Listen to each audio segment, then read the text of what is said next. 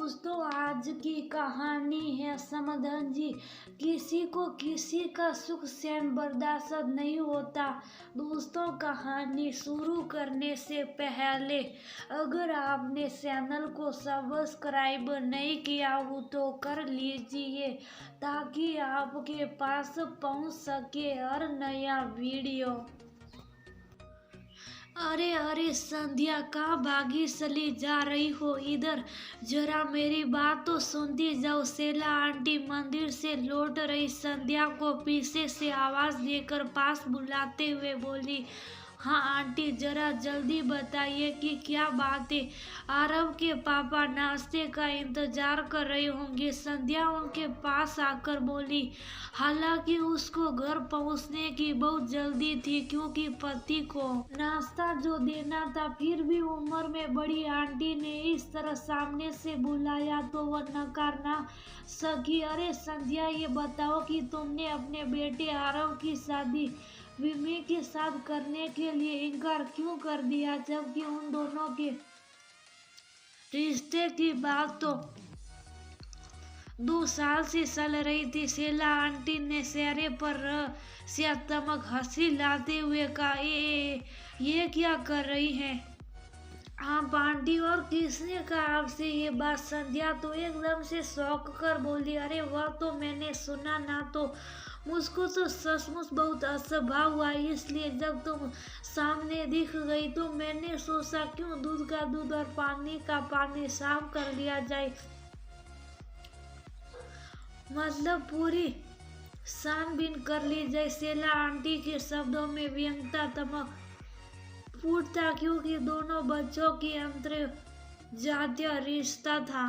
Aunty, ये क्या कर रही है आप? आपको पता, कल शाम को ही विमी और उसके मम्मी हमारे साथ में ही थे और ये रिश्ता तो कभी भी नहीं टूट सकता। आखिर विमी आरव की पसंद जो ठहरी। संध्या को तो सचमुच विश्वास नहीं हो रहा था कि आखिर लोग कैसी कैसी बेसिर पैर की अफवाहों को हवा देते रहते हैं। संध्या के बेटे की शादी वहीं उसी शहर में रहने वाली विमी के साथ तय हुई थी। एक तरह से ये आरव का विमी के साथ मनपसंद शादी करने का निर्णय था क्योंकि वह दोनों एक दूसरे को बहुत पसंद करते थे। परिवार वालों ने इस निर्णय को खुशी खुशी स्वीकार किया और सबकी सहमति से इस शादी को अरेंज मैरिज का रूप दे दिया गया था। खैर, किसी भी तरह संध्या सेला आंटी की शंका का समाधान करके उनके पास से निकली।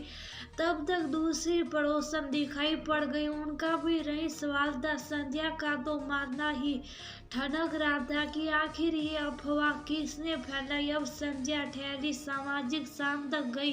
कई लोगों से ये बात उससे पूछ डाली। संध्या ने तुरंत ये बात विमी की मम्मी को फोन लगाया। आखिर ये सब क्या चल रहा है समधन जी? संध्या बड़े सख्ते में आकर बोली और सारी बात बताई। समधन जी, मैं भी आपको ही फोन करने वाली हूँ। आज अम्मा जी जब मंदिर गई थी तो बता रही थी कि 2-3 लोगों ने उनसे भी यह सब बात पूछी। निधि भी थोड़ा परेशान लग रही थी। हे भगवान, लगता तो यही है कि किसी को भी किसी का सुख सहन बर्दाश्त नहीं होता है। जरूर कहीं ना कहीं कोई ना कोई खिचड़ी पक रही है और वह सबकी जुबान पर झलक रही है। संध्या थोड़ा रोष में भरकर बोली, सही बात समधन जी, ये सब हम लोगों को जानबूझकर बदनाम करने की कोशिश की जा रही है। निधि भी उन अफवाहों से बहुत ज्यादा परेशान लग रही थी। समधन जी, अब बहुत हुआ। अब किसी भी तरह से बच्चों की जिद नहीं चलेगी। अब तो शादी की मोहर इन दोनों के ऊपर लोगों की जुबान बंद करने के लिए लगानी ही पड़ेगी।